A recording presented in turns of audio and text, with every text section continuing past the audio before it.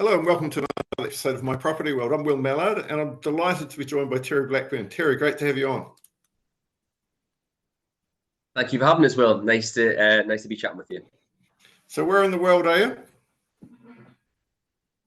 At the moment, I'm not from I'm from the northeast, but I don't live in the northeast anymore. So I live not far from Chester, about 45 minutes from Liverpool, is where I live.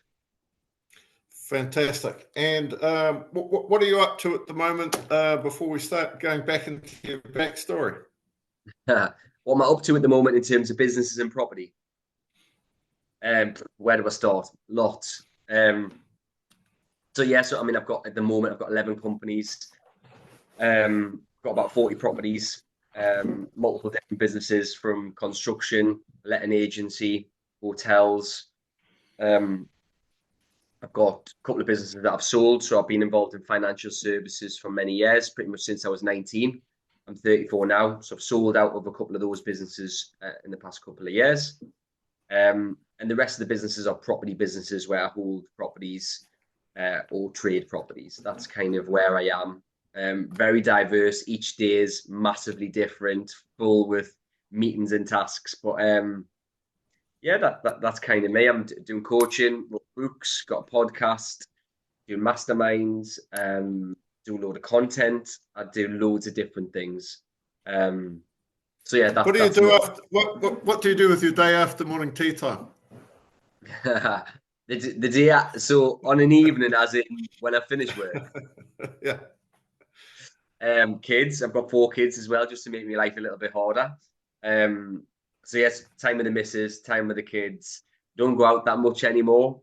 Not like my younger days growing up in Newcastle. It was all about drinking and partying. I don't do that anymore.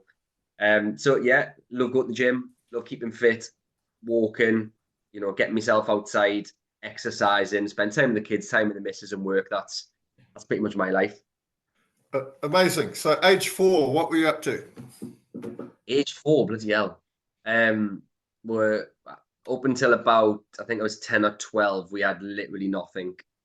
So I grew up in a place called Throckley, which is quite a rough part of Newcastle, in a block of flats. So it was 5 or 6 stories high. We were on the second top floor. I remember walking through, don't know how old I was exactly, but 4-ish, 4 to probably 6, somewhere in that range. You're literally talking, there's people on drugs in the stairwells.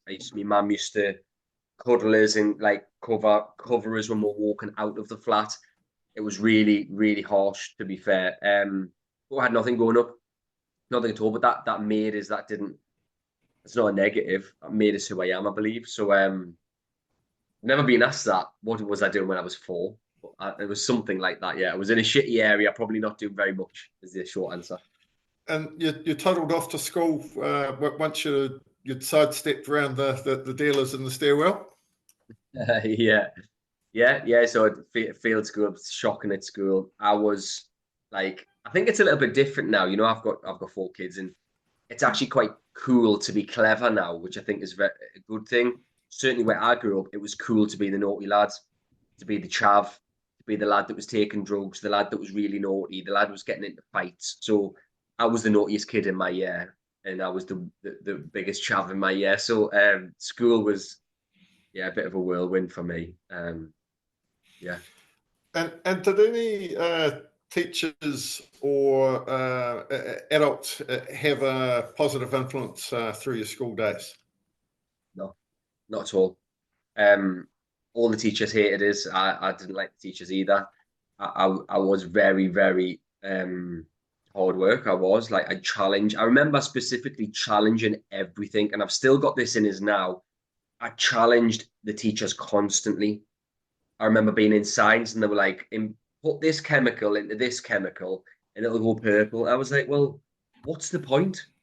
And they were like, well, because this does it. I was like, I'm not bothered. This doesn't, why do I have to do this nonsense? It's not like, and I had this back then, like when I was, I don't know, 12 or 14 or whatever. Like, this isn't going to benefit me in my life. I've never used a Bunsen burner since science. I don't know about you. It was nonsense and I was right.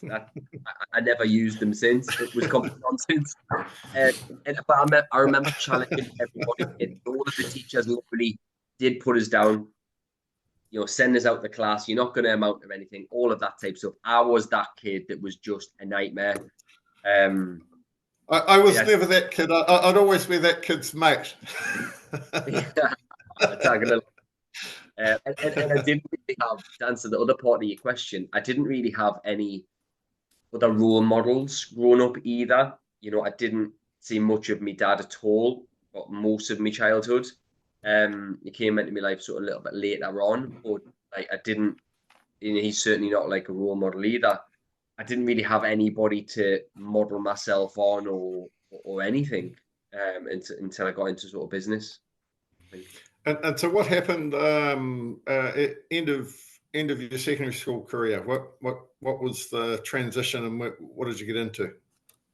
So I was told by my mum, like, you're getting a trade because that's all you're good for. It was either like the army, but I was probably too naughty to go in the army, too much of a rebel to go in the army, or like you need to go and get a trade.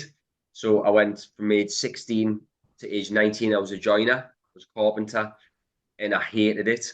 Again, I had this authority thing because I was the apprentice. It was like, Terry, you go make the cups of tea. And I was like, no, you go make the cups of tea. You have to make the cups of tea. You're the apprentice. Well, no, I don't. I'm an apprentice joiner, not an apprentice tea maker. And I just had to. And then as an apprentice, you have to like work with a gang of other tradesmen. So I was with this group of builders, and they hated working with us because I was so argumentative and disruptive. So I moved to a different one, and then the different one, I used to work myself with them, and then I just got moved constantly. And then as soon as I finished my apprenticeship, they either keep you on or they get rid of you. So I was like, get rid of him straight away. He's too argumentative.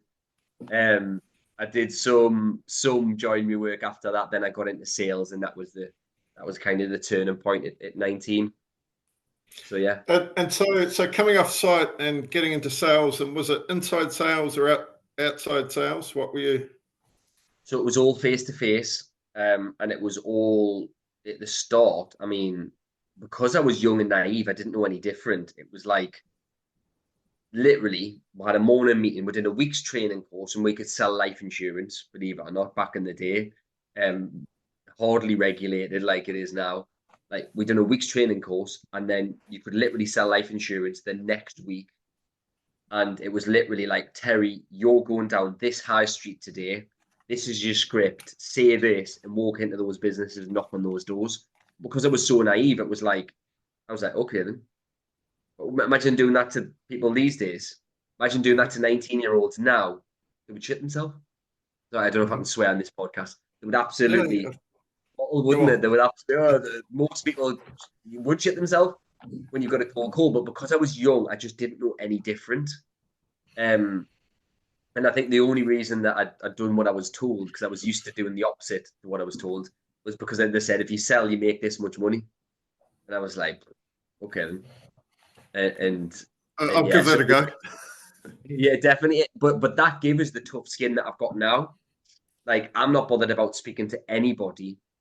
I've spoken to billionaires before. I've spoken to some really high net individuals, and it doesn't faze me in the slightest, one bit.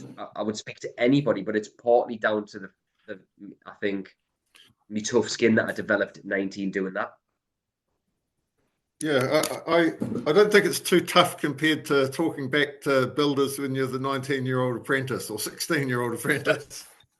Yeah, I don't know why I had such a chip on my shoulder, and I don't know why I was so argumentative, but that's just I just was. That's just who I am, who I used to be. And presumably, like the sales training and actually getting out and a bit of experience and talking to people, did your mindset shift in terms of how you viewed other people? Yeah, definitely. I mean, it was more like when I was a joiner and people were telling us what to do, I didn't really respect them. And I'm not saying that that's right. I didn't respect the teachers. So that's probably why I was a bit like that. But then when I got into sales, there was people making loads and loads of money. And in my head, I respected them because they were making loads of money, and that's what I wanted. So I think that's why I listened to them and kind of, so it did, yeah, to answer your question, it did change what I thought of some people. and I put money on a massive pedestal. I must be honest, at the start, the whole reason I was in that career in sales was to make money.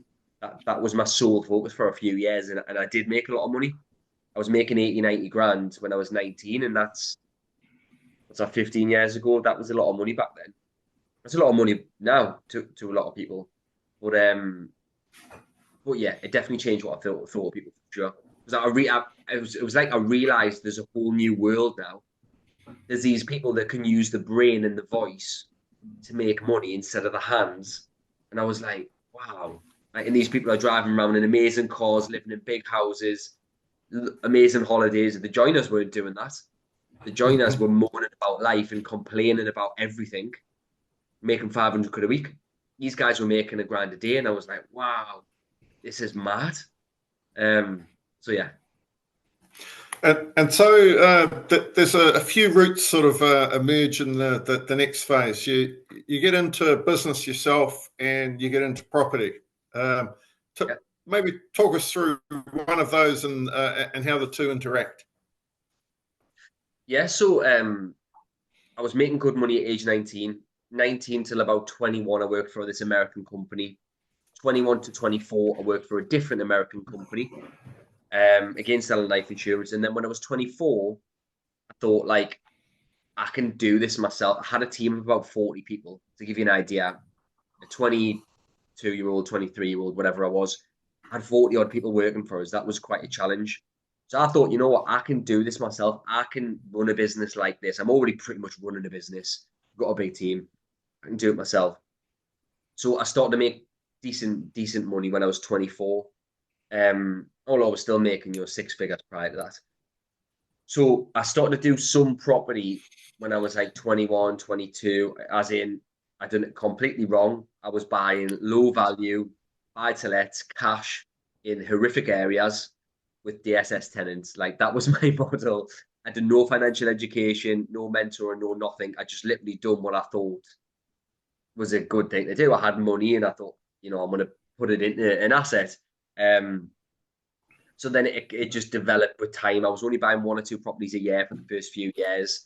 And then 2016, 2017 is when I ramped the property up. So 6-ish years ago, I ramped that up and that went from buy to lets to HMOs, to Airbnbs, to hotels, to bars and restaurants, glamping sites, and all of the other stuff that I do now. And that spiraled into business. And I've always just diversified.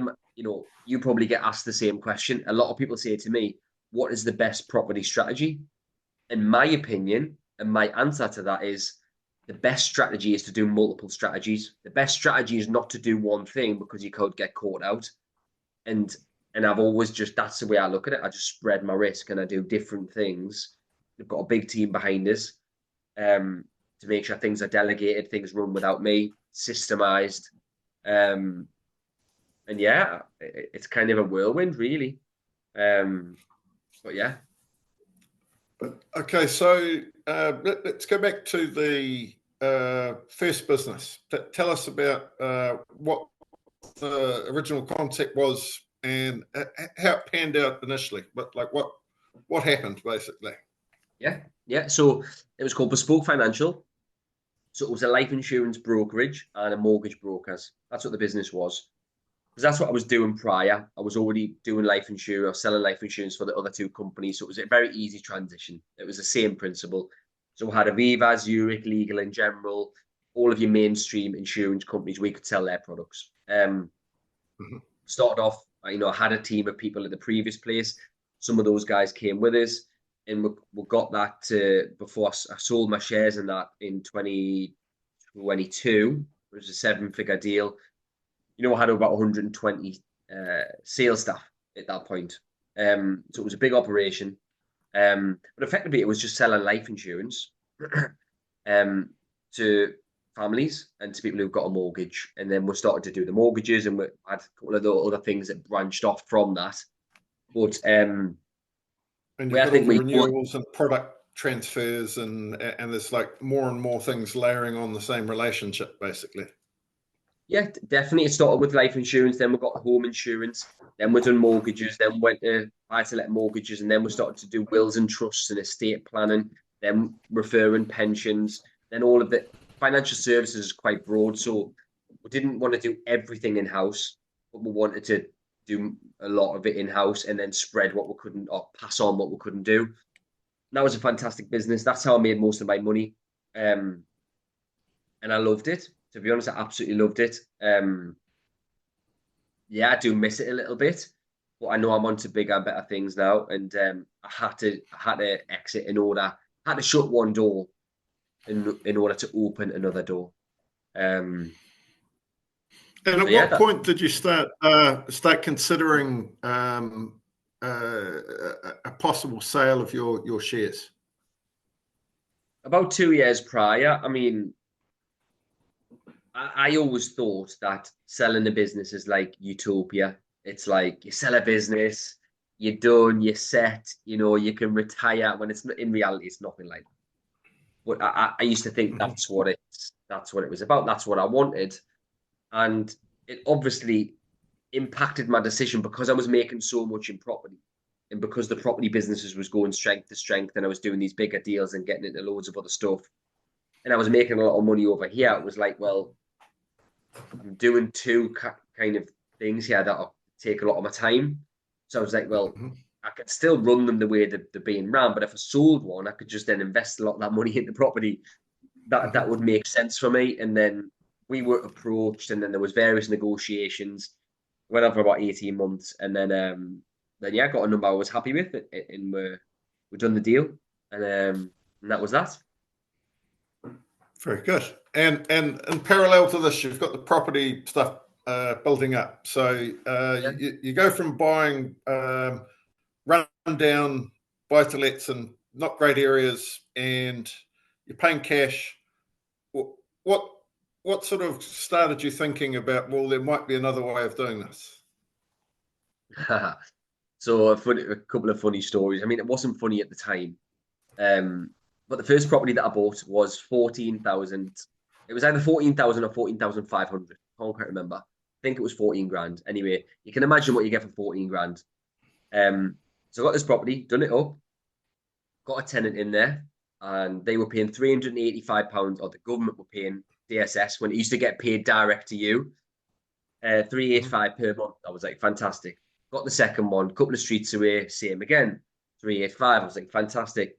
Went to an auction to look at another one in that area, and I got outbid. And there was another one in the catalogue that I hadn't viewed that was 16 and a half grand. So never viewed it, ended up buying it blind at auction. And then I got it. So got the keys 28 days later, whatever. And I remember it was a U shape, this street. And I drove down this side of the U. Every single house was boarded up. And I got to the bottom of the U, the bend, and there's gypsies, caravans, horses, burnt out cars. There's no joke. Burnt out cars and everything. Turned the corner.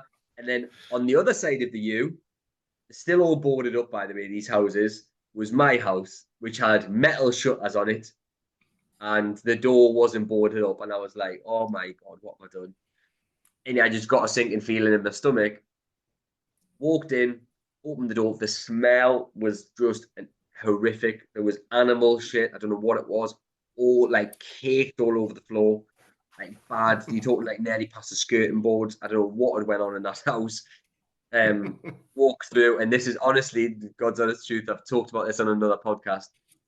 In the back garden, there was a horse tied up to the fence, and this horse looked pretty ill. Like it was all sucked in and all that. Like, and I was like, what hell have I done? Yeah, like this is builders. I had three sets of builders refuse to work in there. It was that bad, just to clear it out. So, anyways, I bought that one. Ended up getting it done up and got a tenant in. So that was 3 at 385. And I was like, this is great. This bought a flat in a different area, which is also really rough. Couple of months after that, anyway. So that was four. So I was on like 12, 1,400 quid a month, whatever it was. I was thinking, this is great. I've like uncovered something here that I never read any books on anything, never done any, YouTube or podcast. They weren't even around back then. I was like, this is fantastic. And then I was on the treadmill, the cross trainer at the gym. And I remember getting the phone call. Is that Terry Blackburn? Yeah. It was a police. Do you own such and such a street? I was like, yeah. What do you know about this tenant in such and such street? I was like, well, nothing really. It's rented out, blah, blah, blah. Turned out that he was a big time drug dealer, I was told. And someone was stabbed in the property. And it was an attempted murder scene. So then I was thinking, oh my God, what have I done here? Literally within the space of a couple of weeks of that phone call, I had a boiler pinched in one of them and broken into. I had one of them trashed. And I was like, I went from like thinking this was great at 1,400 quid a month to like 300 quid 1 month. And I was like, no, this is a disaster, this. So then I sold them all. And then I'd still done no education at that point. And then my strategy in my own head was, right, I'll start to buy around about, excuse me, 100 grand with mortgages. And then I started to look into mortgages. Obviously, I was already in sort of financial services then, so I knew a bit about mortgages, but not a huge amount. Certainly not like... And presumably some of the clients were investors or in some shape or form. Yeah. Well, I mean, at that point, when that happened, that was when I was first buying. So, you're talking... I was 23-ish, 22, something like that. I wasn't really I wasn't in with the big clients that I was in with towards the end. Like if we were doing a mortgage, it was a small low end mortgage for a first time buyer. Like towards the end, we were doing large portfolio mortgages and all of that type of stuff in bridging and commercial development finance. But like at the start, I wasn't really dealing with investors. As I started to buy properties, weirdly, I started to meet other landlords and they came to me to sort the mortgages. And that spiked my interest even more because I was speaking to people and they had 10, 12, 15 property. I was like, wow, imagine having that many. Like, that would be great. And that kind of sparked my interest even more. But yeah, nobody guided us. Nobody told us what to do. I didn't watch anything or read anything. It was very much, I was just doing what I thought was the right thing to do, which was obviously wasn't at the time. But yeah. And what was your own image of yourself at this point? So, like the business side's flying along, the property side was flying along, then it wasn't, and then you sort of reinvigorate it. What are you believing in yourself at this stage? I've always and it's really not ego, but it's just, I think it's just confidence. I don't know why I've always had this confidence about myself, considering the upbringing as well. I've always just had this confidence that I'm going to do something massive in my life. I've always thought that. I remember saying that to the joiners, actually. And the joiners used to take the piss. Because I was like, I won't be doing this forever. I'm going to be a millionaire. And they were like, yeah, we said that, Terry. I was like, no, I won't be doing this forever. I know I won't. Yeah, whatever. Go make the tea. I had this thing that I was gonna do something big, and I didn't know what it was. So I thought at that specific time, I was like, fucking hell, I'm nailing it. Yeah, all my mates weren't making anything near that much. I had a business that was going fantastic. I was buying all these properties. Everyone started to look up to us and ask us, how are you doing it and all of this. And I thought I was the man, like as you do. It's only until you meet people who are doing, in my instance anyway, it's only when you meet people that are doing loads more than you, it's then when you start to realize, you know what, like I'm not actually the big fish. I'm a small fish at the moment compared to this person, and that humbles you a little bit. I just thought I was the man, like, making 80, 90 grand when you're 19. I was like that, going everywhere, partying, thinking I was the man, and I made a lot of mistakes, but it is what it is. Very good. And who did you start looking up to at this point? It was the people in financial services. So when I set Bespoke up when I was 24, I mean, I don't know if you can see all these awards on here. I won all these awards. If you're listening to the audio, there's a shelf full of awards. So I've won a lot of these awards all over the world. You're talking Berlin, Iceland, Paris, Vienna, Barcelona, all over. I have to comment that they're all silvers. There's no gold ones. What's that about? The old glass. Yeah, okay, there we go. I think it's your eyesight, Will. There's a couple of green ones, but they're all #1 awards, by the way, because we're the biggest in the country at the time. But I'll get to my point. So when I first set the company up, I won a trip to Athens, and we're winning a big award, but then it's for the sales volume. And I sat beside a guy called Tony Taylor, and we're actually going to do some events this year together. Fantastic guy, unbelievable salesperson, probably one of the best I've ever met. I sat beside him and a guy called Jason Howard, who's worth, knocking on 100 million, really, really wealthy guy, really, really good at what he does. And anyway, I sat beside them, got chatting, and I was like, they were just telling us the stuff that they were doing with property, bridging, commercial, all of this mad stuff. And I was like, oh my God, like these guys, like I've never met people. Honestly, I remember it so vividly. We're on a rooftop terrace, having food, really idyllic, loads of lights everywhere. It was just, I just remember thinking, oh my God, like these guys, I want to be like these. And ever since then, we're really close to them, and we're really close still. And yeah, they kind of inspired me to think bigger. And they were there. I just rang them a lot, and I was like, "How do you do this? How do you do that? What do you do if this happens? Why do you do it this way? What's your goal?" And I just shadowed them, and I kept around them as much as I could. And yeah, that kind of massively inspired me there to do more. And you obviously have a transition where you've learned how to sell yourself, but then you've got a team of people that you've got to manage as salespeople. You've got to recruit them, you've got to train them, you've got to manage the managers if you're getting to 120 people. What was going on through those elements? Because that's all new, and getting people to respect you, who are your employees, that's a different skill set than selling something. 100%. And just because you're good at sales, it doesn't mean you're good at managing people, because it's a complete different skill. And of course, I made a lot of mistakes, and I learned from all those mistakes and got it wrong numerous times. And I think that's the best way to. Well, it's not the best way. It's for me, it sinks in more if I make a mistake than if someone tells me not to do it a certain way. It just sinks in better if I make the actual mistake myself. Obviously, some mistakes can be very costly and time consuming, but it was a challenge, definitely. A young lad having a business of that size and having loads of financial advisors working for me who were 40 odd years old when I was 20 odd years old, it was a definite challenge. And at the start, it was like, I'll lead from the front. So I will sell more products and make more money than all of them to show them how good I am. So I forced them to respect my sales figures.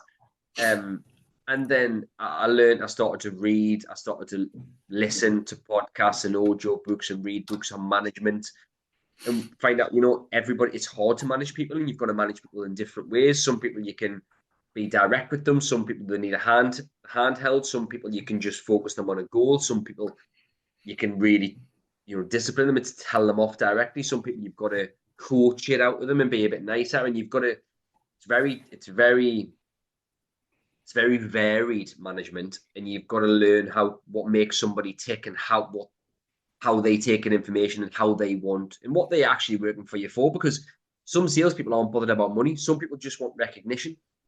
Some people want money. Some people want to achieve something specific.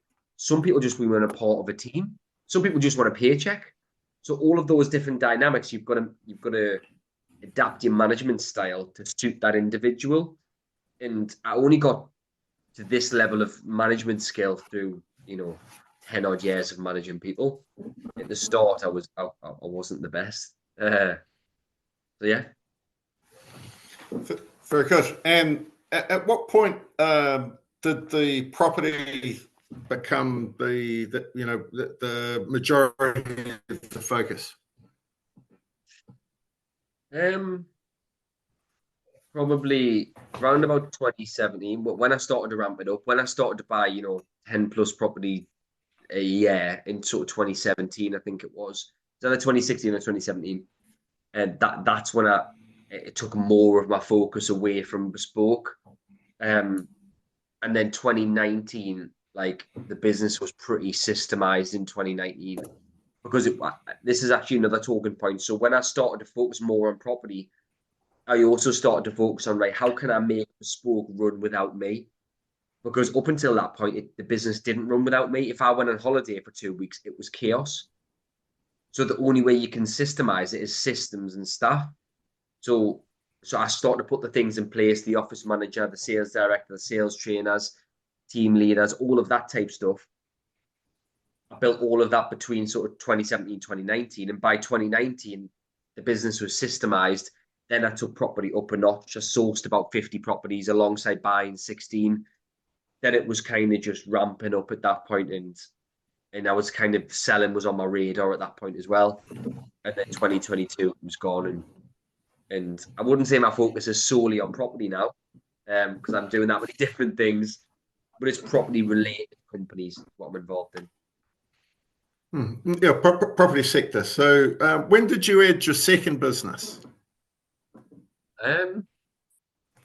Well, good question. So I was 24. I think it was around about, I think I set up Bespoke estate planning about a year later, but then I set up Mortgage Genie when I think was 26 or 27. I haven't even talked about that. Mortgage Genie was a good little business that I also exited.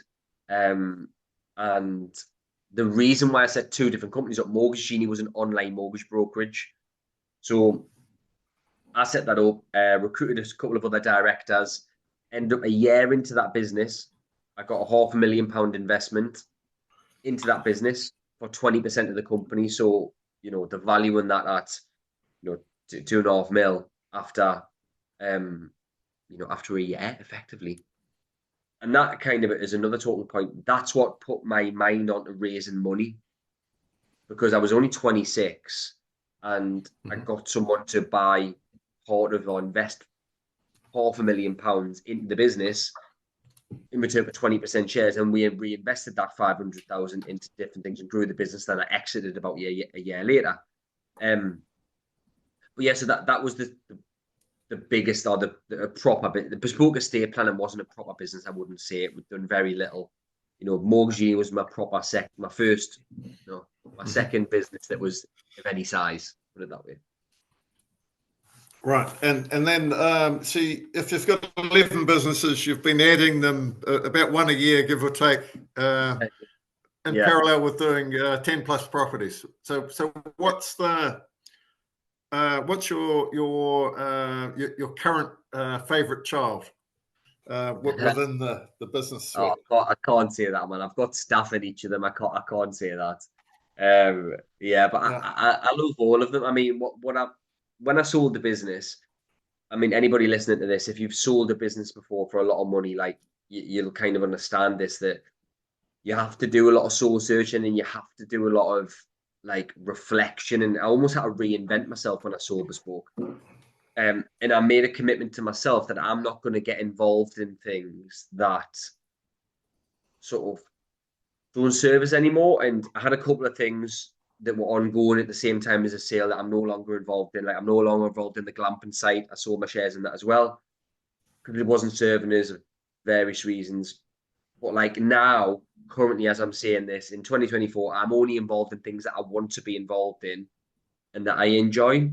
Got a big team still who help us with everything. And yeah, like I love all the businesses for different reasons. Some of them have got more scope to make more money than others. And some of them, probably I still won't be involved in them if you fast forward 5 years. But like, business, that's another good point. Businesses aren't forever. Some people think that, if you set up a business, that's it. You've got to have it forever. You don't. You can't sell it. Like you don't have to have that business forever. You can't exit. You can't change. You will change as a person as you get older and as you get more wealthy. You just do. So yeah, if you can do BRR, the strategy and property, buy, refurbish, refinance, you can do the same with the business, but you can set it up instead of buying it, scale it up to a size, either get someone to run it for you or sell it. The same principle. It's just a bit harder, quite a bit harder than doing a BRR is running the business. There you go. And quite unusually for someone who's had businesses with a large number of staff, still has businesses with a number of staff. You've put your hand up to coach other entrepreneurs and people in their businesses. What possessed you to do that?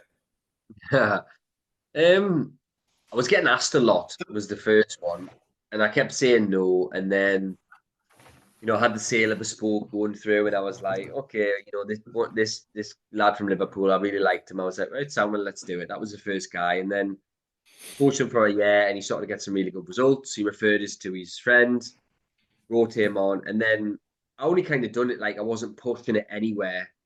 For a good year or so, alongside the kind of Bespoke sale thing, and then I must admit at the start I didn't like it. I was like, felt like a counsellor, and they were telling us all the problems, and they were having a moan and a whinge. I was like, oh my god, I can't be bothered with this. I don't need this. Um, but something probably turned. I think it was the start of last year. I just started to enjoy it. Like, and I do say no to some people, and I honestly, hand on heart, do. Like, I'm not. It's not my main thing. It's not my income stream. Like a lot of people it is. They say it as like the main income. It's definitely not my main income. Um, I just started to enjoy it, and I thought I'll get some people who are good lads or women, nice people, and I thought I'll only work with who I want to work with, and it's motivational. But I think because when I had Bespoke, I had all them sales staff, I motivated them constantly. Every week I had sales meetings, motivate. I was the one that buzzed everyone up. But that business is gone now. I don't have that, so I kind of missed that feeling, and I've done that for 9 years. Between starting it and selling it. And coaching has kind of given us that back because I motivate them as well as educate them. So I think that's why I'm doing it. And what are a couple of client results? Good ones. You can cherry pick a couple of peerless. Yeah, I mean, there's loads to be fair. But one that springs to mind first when you said that is Ant. So he'd never bought a property before. Well, he bought his residential, but he'd never bought an investment property before, never deal sourced before, never done anything like that before. He started working with us last January, sorry. I was talking in like the December 22. Started the coaching properly in January 23. So last January. After 2 sessions, he'd done a back-to-back, made 19 grand. And last year he made eight. Just explain what a back-to-back is in 30 seconds. So he agreed this price, X price with the vendor, and then he'd got a solicitor to write up an agreement, and he exchanged contracts, and he resold it for a profit. And he effectively get the bit in the middle. So they agree a price with a vendor, and they sell it to somebody else at a higher price, and they make the bit in the middle effectively. It's a simple answer. So yeah, he agreed that. I talked him through it. I told him how to negotiate it and all of that. Ran the numbers through with him. After 2 months, he made 19 grand. He left his job this month, actually. And so pretty much a year later, he was a chartered accountant, and he made about 80 grand off deal sourcing last year and left his job. So that's a pretty cool success story. You know what, with coaching, like a lot of the successes, right, are the ones where I tell them not to do a deal, right? Because they're going to go ahead with this deal. And I'm like, that's a shocking deal. They think it's a good deal for whatever reason or another. Mm-hmm. And I'm like, you can't do that. Do you know about this? You know about that? Oh, no, I didn't know that. Like, you need to not do it. So the monetary amount that they would have saved is humongous, because a lot of people who are pretty early on, they don't get it. There's been cases where people have agreed to work with an angel, or they've agreed to JV, and I'm like, no, like that's not 50-50. Or like, you don't give them that much of the business if they're doing nothing. And everyone puts money on the pedestal, don't they? They put money so high up. Oh yeah, you can have 75% of the profit if you're putting all the money in. But like, that's not right. Like, as your mentor, it's like, no, value yourself as well. Got to be 50-50, not 75-25. Loads of guys that I help with deal sourcing, and that's just like helping them how to identify deals, how to identify investors. I've helped loads of people raise money via social media and via speaking to the friends and family. and a lot of the salesy stuff comes in here. You've got to know how people's minds work in order to position the right type of offer. Plenty of guys have done flips. I've guided them through. Plenty of guys have started to buy HMOs, Airbnbs. A lot of people don't understand HMOs. A lot of people don't know the regulation around them and what works and what doesn't. So yeah, there's loads there. That's a bit of a flavour. Fantastic. So we might get you back on for a focused deal clinic where we'll have a look at a couple of deals in a bit of depth. But Terry Blackburn, absolute pleasure. Before we go, if someone wants to get hold of you, what's the easiest way? Instagram, Facebook, LinkedIn. I'm on absolutely everything. Just Terry Blackburn Property. Probably my Instagram is probably the most used page, social media page that I've got. But I'm on everything: YouTube, TikTok, you name it, we're on it. Yeah, so just reach out. Happy to help if I can. Okay, fantastic. Terry Blackburn, I'm Will Mallard. This is My Property World podcast. Thanks again. Thank you.